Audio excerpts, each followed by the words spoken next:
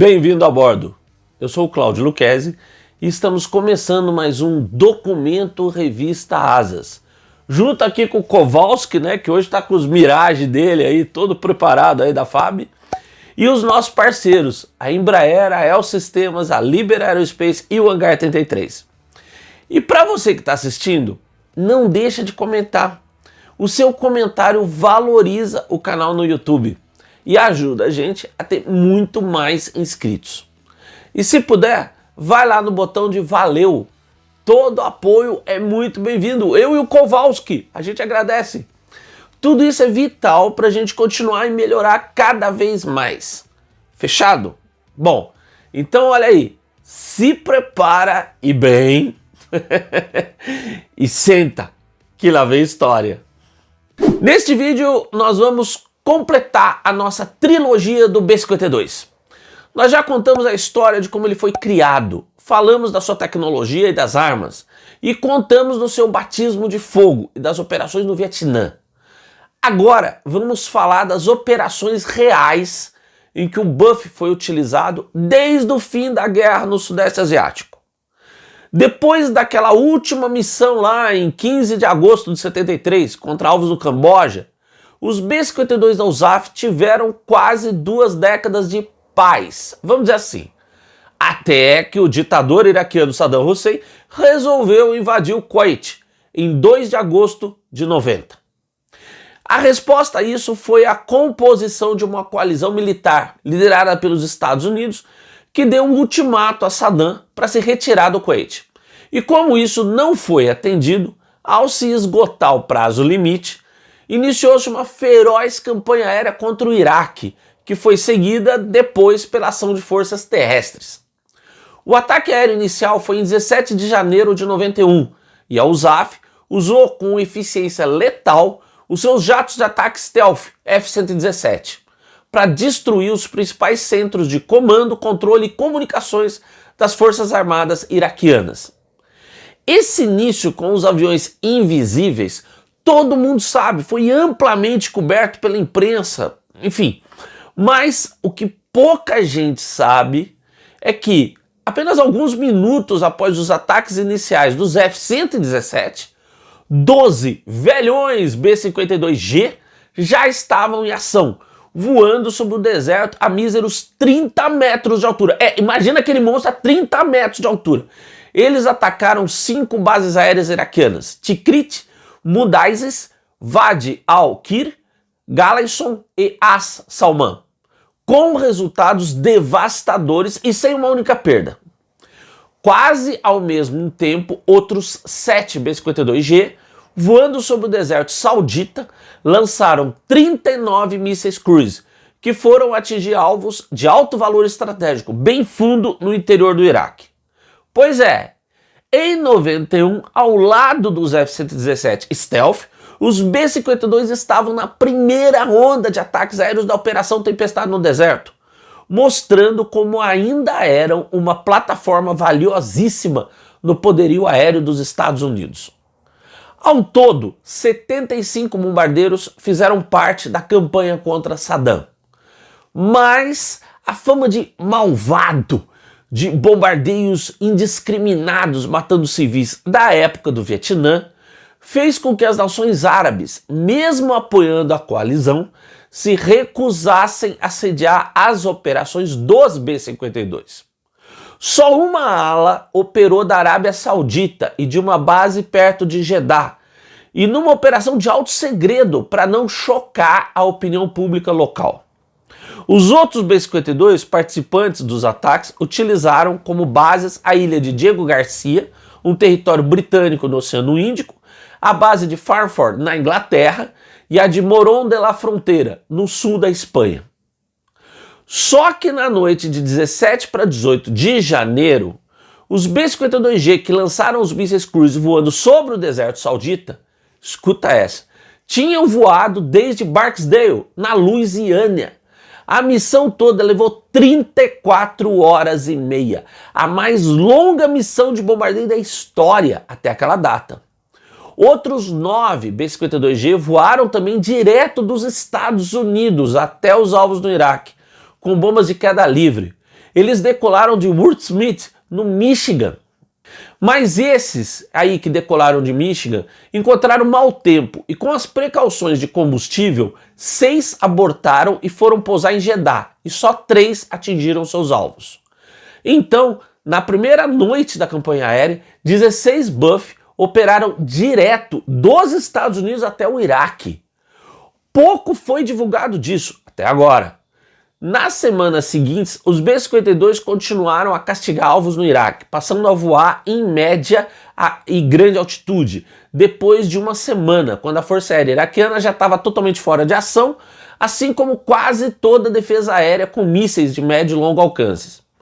E a atuação dos B-52 se encerrou em 28 de fevereiro, uns dias depois do início do ataque terrestre, somando um total de 1.741 missões. Mas não pensa que os bombardeiros saíram 100% ilesos. 5 B-52G sofreram danos de combate razoáveis. E escuta aí, um deles por um fogo amigo meio bizarro. Um F-4G, que estava em missão de supressão de defesas inimigas, escoltando um grupo de B-52, confundiu as emissões de um dos bombardeiros com a de um radar de bateria de SAM e disparou um míssil anti-radar AGM-88. Felizmente, o míssil não atingiu o bombardeiro, mas os seus estilhaços danificaram bastante o B-52, que mesmo assim conseguiu pousar em Jeddah. E houve uma perda, o B-52G 59-2593, que no retorno a Diego Garcia, em 3 de fevereiro, teve o apagamento de 5 motores por uma pane elétrica no sistema de combustível. O avião caiu no mar e, infelizmente, 3 dos 6 tripulantes morreram. Bom, e ainda nos anos 90, os Buff iam atuar mais 2 vezes contra o regime de Saddam. Em 4 de setembro de 96, na Operação Desert Strike, que marcou o batismo de fogo do B-52H, lançando mísseis Cruise AGM-86, e na Operação Desert Fox, em dezembro de 99.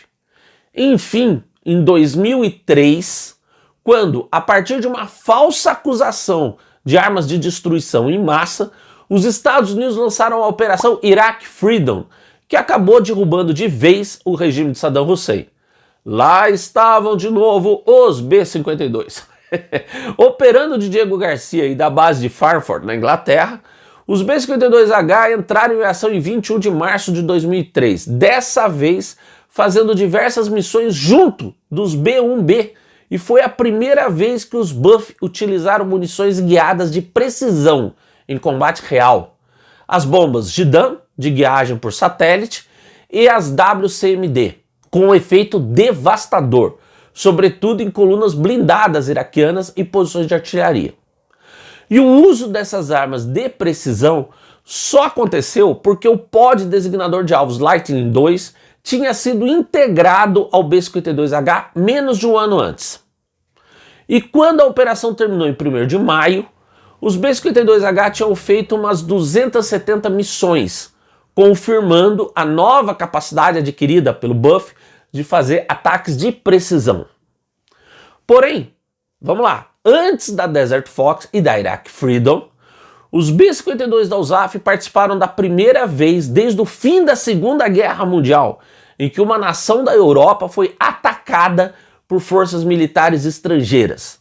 Foi a Operação Allied Force, em que a OTAN, liderada, como sempre, pelos Estados Unidos, atacou a então chamada República da Sérvia e Montenegro. A campanha de bombardeios aéreos foi de 24 de março a 10 de junho de 99. E, de novo, os B-52H estavam na linha de frente.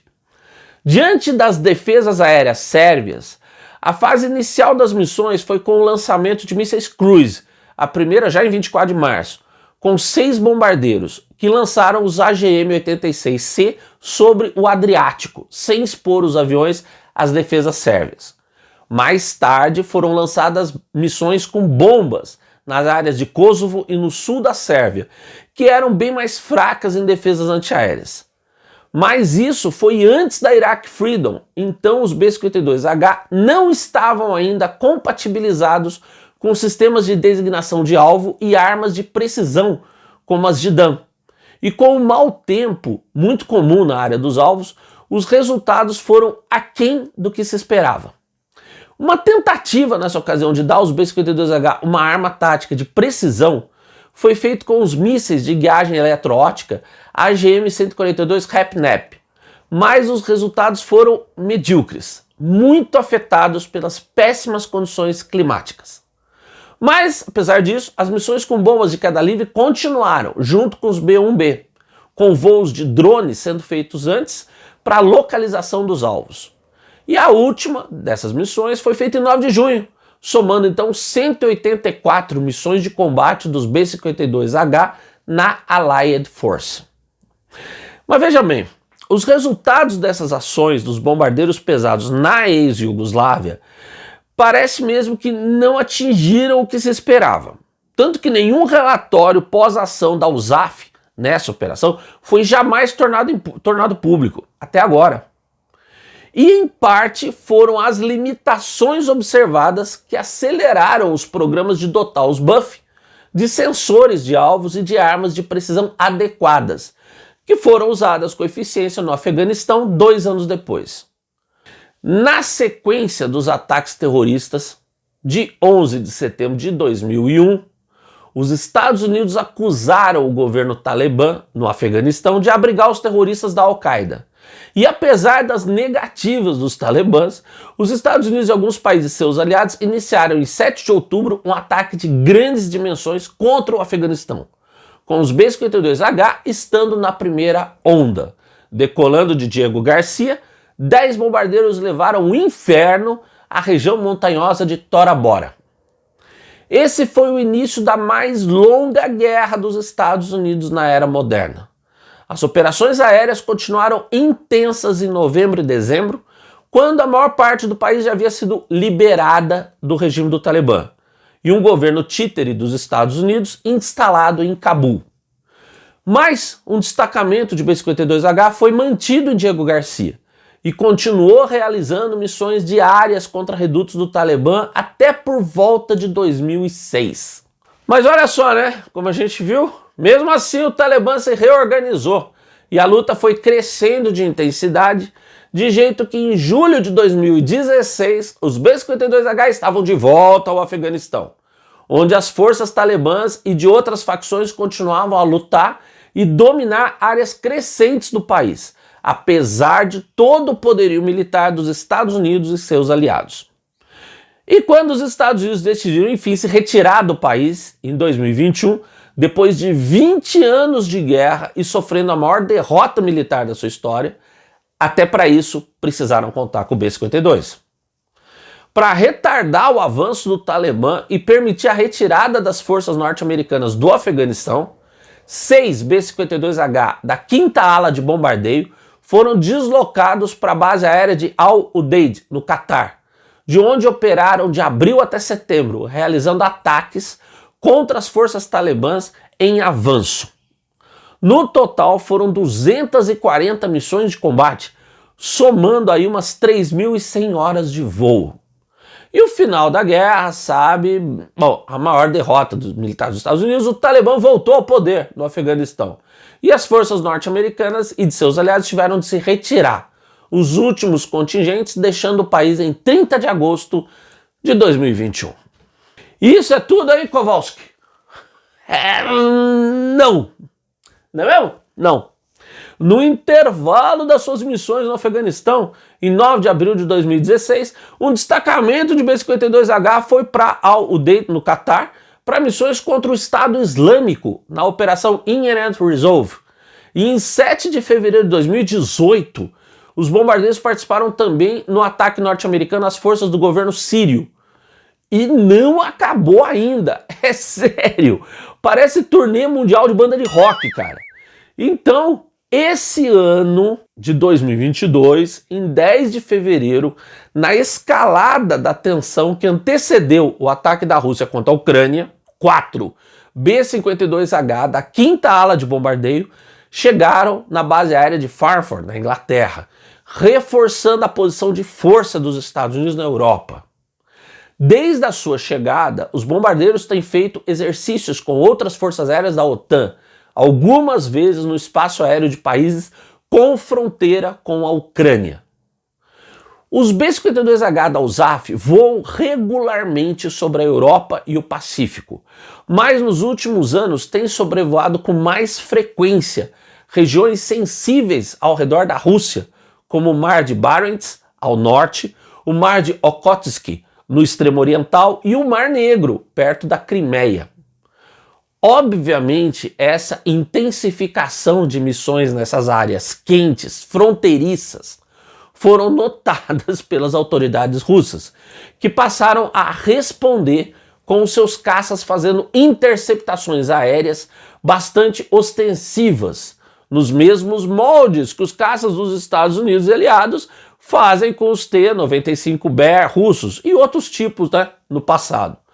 Como a gente viu então, os B-52 vêm sendo usados nos últimos anos como a famosa diplomacia de porta-aviões, só que agora é dos bombardeiros pesados, nos tempos da Guerra Fria, ameaçando e, se necessário, desferindo golpes duros e precisos em qualquer força ou nação vista como hostil por Washington.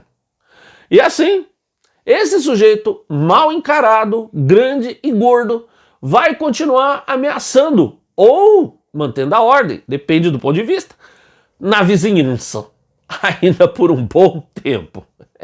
E nós vamos continuar de olho nele, afinal, são 70 anos de reinado. Eu espero que você tenha gostado dessa nossa trilogia do B-52. Obrigado por estar aqui com a gente, comigo e com o Kowalski, no canal da Revista Asas. E não esqueça, pensar faz bem. Um grande abraço e até o próximo voo.